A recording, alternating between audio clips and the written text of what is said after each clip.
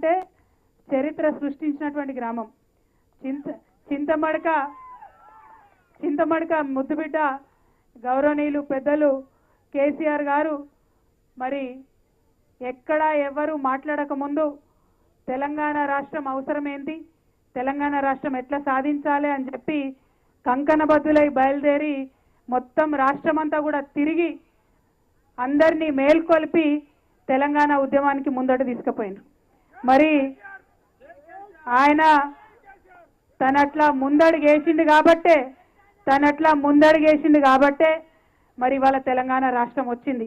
అందులో ఏమాత్రం సందేహం లేదు. అవునా కాదా? అంటే చింతమడక గడ్డ అంటే అంత పవర్ఫుల్ గడ్డ. చింతమడక మట్టి నుంచి ఒక ఉద్యమం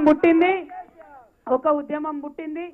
దానితోని దేశ చరిత్ర మారింది, మన రాష్ట్ర చరిత్ర మారింది. మరి అదే చింతమడక గడ్డ నుంచి ఇవాళ ఇక్కడికి నన్ను ఆహ్వానించి బతుకమ్మకు రమ్మని మీరు నన్ను పిలిచినందుకు చాలా సంతోషం. ఎందుకంటే చాలా ఏండ్లు నేను రాలేదు చింతమడకకు, మీ అందరికి కూడా తెలుసు. కానీ ఈ సంవత్సరం ప్రత్యేకమైన పరిస్థితులు ఉండే, పోయిన సంవత్సరం ఇంకొక రకమైన బాధాకరమైన పరిస్థితులు ఉండే. కానీ ఈ సంవత్సరం ప్రత్యేకమైన పరిస్థితుల్లో కూడా మరి నన్ను హక్కున చేర్చుకొని మీరందరికీ ఇక్కడికి రమ్మన్నందుకు నిజంగా ధన్యవాదాలు. మీకు ఒక మాట చెప్పాలి, ఎవరికైనా కన్న ఊరంటే చాలా ప్రేమ ఉంటుంది. ఎవరికైనా కూడా సొంత ఊర్లో అనేకమైన జ్ఞాపకాలు ఉంటాయి. నాకైతే చిన్నప్పటి నుంచి మన చింతమడకలో కులాలకు మతాలకు అతీతంగా అందరం కలిసి అన్ని పండుగలు చేసుకున్నట్టు చాలా బలంగా గుర్తుంది. నేను 7, 8, 9, 10 తరగతుల వరకు కూడా ప్రతి సందర్భంగా ఇక్కడికి వచ్చేది. దసరాకు బతుకమ్మకు అందరం అన్ని కులాలను కలిసి మంచిగా ఆడుకున్నాం. మీరు ఏదైతే మన చింతమడక ఏదైతే నాకు నేర్పించిందో అన్ని కులాలను కలుపుకోవాలి, అన్ని మతాలను కలుపుకోవాలని మన చింతమడక ఏదైతే నేర్పించిందో నేను దాన్నే ధైర్యంగా తీసుకొని మొత్తం తెలంగాణ అంతా తిరిగి ప్రతి పల్లెలో ఈ బతుకమ్మను తీసుకొని తిరిగిన.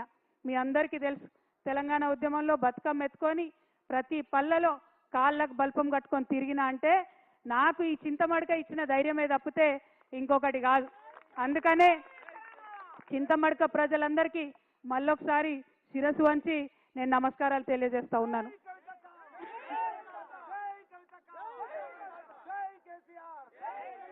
ఉద్యమం లేనప్పుడు కుటుంబంలో నేను చింతమడకకు వచ్చినా పోయిన జ్ఞాపకాలు చాలా ఉన్నాయి. ఉద్యమం ప్రారంభమైన తర్వాత 2004లో కేసీఆర్ గారు ఉద్యమ నాయకుడిగా మరి ఆయన రిజైన్ చేసి ఎంపీగా పోయినప్పుడు ఇక్కడ నుంచి రాజకీయంగా ఇంకొకరిని తీసుకొచ్చి ఇక్కడ పెట్టిండ్రు. మరి ఆనాటి నుంచి ఈనాటి వరకు మీ అందరికీ తెలిసిందే, సిద్దిపేట రావాలన్నా చింతమడక రావాలన్నా అదేదో ప్రైవేట్ ప్రాపర్టీ లాగా కేజీఎఫ్ లాగా ఎవరు రావాలన్నా కొంత ఆంక్షలు వచ్చిన విషయం మీ అందరికి కూడా తెలిసిందే. ఇయాలటికి కూడా ఆ ఆంక్షలు ఉన్న విషయం మీ అందరికీ తెలిసిందే. కాకపోతే ఈ చింతమడక గడ్డ చిరుతపులిని కన్న గడ్డ, కేసీఆర్ని కన్న గడ్డ. ఇటువంటి గడ్డ మీద ఎవరి ఆంక్షలు కూడా నైజాంత అని ఇవాళ ఊరంతా కదిలి వచ్చి మీరు ఈ బతుకమ్మ పండుగ చేసుకోవడమే సాక్ష్యంగా నేను భావిస్తా ఉన్నాను. మరి ఇదే ఒరవడి కొనసాగాలి.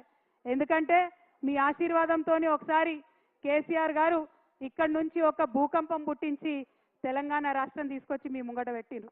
మరి మీరు ఆశీర్వాదం ఇస్తే ఇది నా జన్మభూమి, ఇది నా అమ్మగారిల్లు. మరి ఈ జన్మభూమే మరి భవిష్యత్తులో కర్మభూమి కూడా కావచ్చు, ఎవరం కూడా చెప్పలేము. కాబట్టి మీ ఆశీర్వాదం ఉంటే ఏదైనా సాధ్యమవుతుందనే విషయాన్ని నేను ఈ సందర్భంగా మీకు తెలియజేస్తా ఉన్నాను.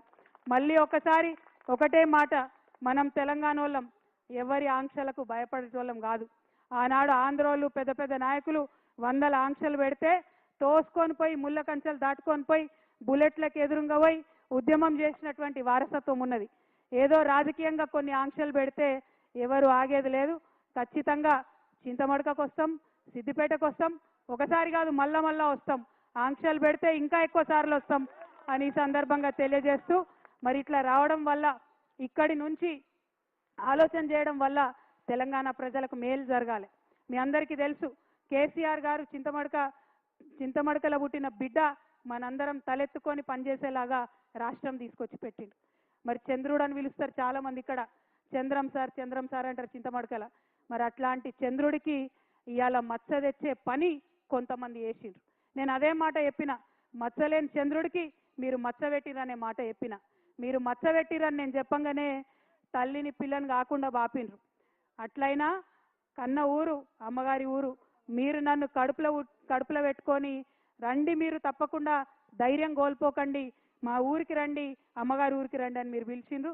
అందుకే చెప్తున్నా, మీ మేలు ఈ జన్మలో మర్చిపోలేను. నేను ఈ సంవత్సరం డెఫినెట్గా బాధతోనున్న, క్లిష్టమైన పరిస్థితుల్లో ఉన్న కుటుంబానికి దూరం చేసిండ్రు అనేటటువంటి బాధతో ఉన్న సమయంలో ఊరు వాళ్ళందరూ అండగా నిలబడి మరి నన్ను పిలవడం చాలా సంతోషం. ఎన్నడూ కూడా సంతోషంలో ఉంటే ఎవరైనా పిలిస్తే తింటారు, పోతారు, మర్చిపోతారు. కానీ దుఃఖంలో ఉన్నప్పుడు ఉన్నోళ్ళే నిజమైన స్నేహితులు. ఇవాళ దుఃఖంలో ఉన్నటువంటి నాకు అండగా నిలిచినటువంటి మీ అందరికీ మళ్ళొకసారి హృదయపూర్వకంగా నేను వందనాలు తెలియజేసుకుంటున్నా. మీ అందరికీ తెలుసు, కొంచెం బాధ అవుతుంది, మీ ఇంటి ఆడబిడ్డను కాబట్టి మీరు అర్థం కూడా చేసుకుంటారని నేను అనుకుంటున్నా.